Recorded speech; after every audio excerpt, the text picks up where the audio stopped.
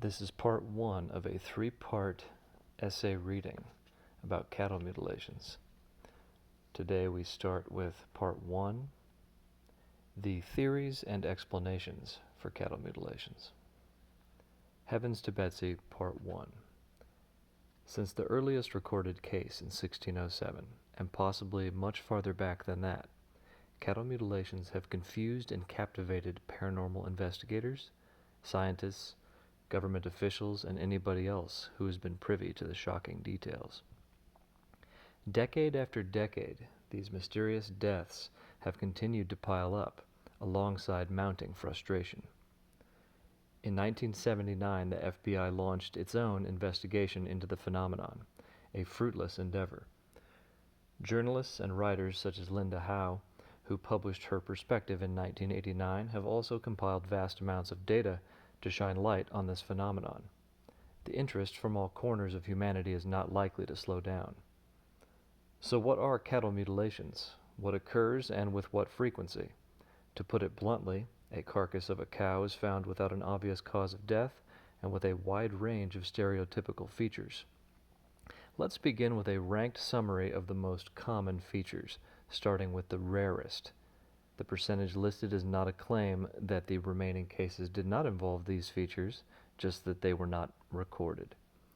Radiation is a rare and dubious presence at these sites, measured without reliable substantiation at less than 5% of the total cases. There are many features that are associated with these mutilations, but radiation isn't significant among them. The second least common characteristic occurs in 5 to 10% of cases and involves the presence of metals or implants. These could be the result of animals being dropped onto man-made structures, not necessarily the result of deliberate work. In that same vein, 10 to 20% of cases involve the presence of anomalous chemicals such as sedatives. Whether these were injected by ranchers prior to the mutilation is unknown. That same study by Crane and Hobbs showed that another 10 to 20% of cases involved cauterized or sealed wounds, atypical for natural injuries. Bartholomew reported that as many as 30% of the mutilated cows had very low, if any, insect activity. No maggots, no beetles, no flies, animals that forensic pathologists rely on for their work. This is only the beginning of the truly bizarre. Roughly the same percentage of cows showed evidence of being dropped. Considering the robust nature of bovine bones, it's assumed that the drop height was substantial, beyond 5 feet. Valley and Davis, 1997, reported that as many as 30% involved chemical or medicinal smells near carcasses. These reports are ambiguous without toxicology or chemical testing. In the 1970s, Keel documented that up to 40% of the animals were found in unnatural positions, inconsistent with the usual positioning of a dead cow. More recently, Nickel wrote that up to 40% were found with oval-shaped patches of missing hair or skin. That same year, Jacobs showed that up to 40% displayed decomposition rates beyond the norm, either much faster or much slower. With the next study, we breached the 50% mark. Valley and Davis established that half of all cattle mutilation cases involved strange lights and equipment malfunction. And from the same compilation mentioned above, Nickel showed that up to 60% of carcasses were avoided by scavengers, including vultures and coyotes. That same proportion of cases involved cows with missing reproductive organs. Between 50 and 80% involved symmetrical wounds, suggestive of meticulous intelligence. For up to 70%, there were no footprints or animal tracks in the immediate vicinity. This data begs for further explanation. As published by Guiley, most are missing their eyes and their tongue in up to 80% of cases. In 85% of cases, there is no sign of struggle. For an animal of that size to be rendered inert without commotion is jaw-dropping. Valley and Davis reported 2 of the most common unexplained features. Almost 100% of the cases involved no blood at the scene alongside precise surgical wounds. A varied assortment of hypotheses have been enumerated to explain this impossible phenomenon. Each will be described in ascending order ranked by explanatory power. A user-friendly metric for that power will be calculated by adding up the number of cattle mutilation features that are accounted for by that specific hypothesis. Each accounted for feature will be weighted by its percentage of occurrences. For example, if the hypothesis explains the absence of blood at the scene, it will get 95 points because that feature occurred in at least 95% of cases. In contrast, a weaker explanation would receive only 5% or 5 points if it accounts for the presence of radiation, which is found in only 5% of cases. Those point values will be compiled, giving a clear indication of which hypothesis aligns most tightly with the predominant evidence.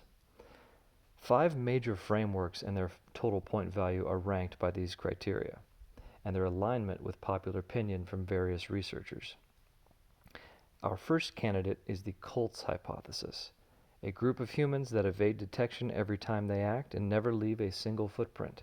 The score here is 280 and represents the lowest explanatory power. This is assuming they would be able to consistently and effectively cause the features seen in the mutilation reports. But despite 50 years of cases and a substantial FBI investigation in 1979, 0 apprehensions have occurred, and nobody has seen even one of these individuals in action, before, during, or after. They would have operated in cloaked silence without a leak for over 50 years, and a long list of features are still unaccounted for, namely the most common feature, the absence of blood. The second least likely hypothesis, according to this metric, is scavengers, with a score of 300. Some of these points are a stretch, but we suspend disbelief and assume optimal acts from animals that remained consistently flawless for decades. Vultures are known to peck and feed at easy openings, like eyes, the mouth, and the anus. At first, this aligns with certain features of the cows who are missing tissue from those areas, but it falls apart under closer examination. No scavenger can leave surgical incisions. No scavenger can extract blood to this extent. No scavenger, not even the wiliest of coyotes, can leave without a single trace. Not one track or scratch. This, combined with the observation that scavengers are known to avoid these carcasses, places this idea in serious doubt. The third explanation involves government black ops, sometimes described as biowarfare testing. This involves the systematic, prolonged sampling of livestock for classified purposes. The score is 310, with the only additional feature being that some were dropped. This would likely require non-civilian aircraft. There are reports of helicopter-like craft shining lights into fields in Nebraska in 1979. With dead and mutilated cows found after.